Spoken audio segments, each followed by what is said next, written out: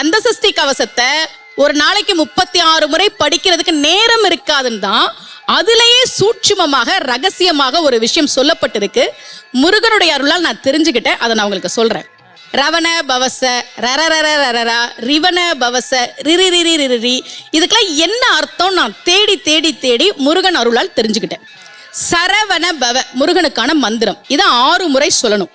இப்ப சாவ தூக்கி பின்னாடி போட்டீங்கன்னா ரவண பவச, அத 6 முறை சொல்லணும். இப்ப ராவ தூக்கி பின்னாடி போட்டா வனப வசர, வாவ தூக்கி பின்னாடி போட்டா நபவ சரவ, இப்ப நாவ தூக்கி பின்னாடி போட்டா பவ சரவண, பாவ தூக்கி பின்னாடி போட்டா வசர வனப.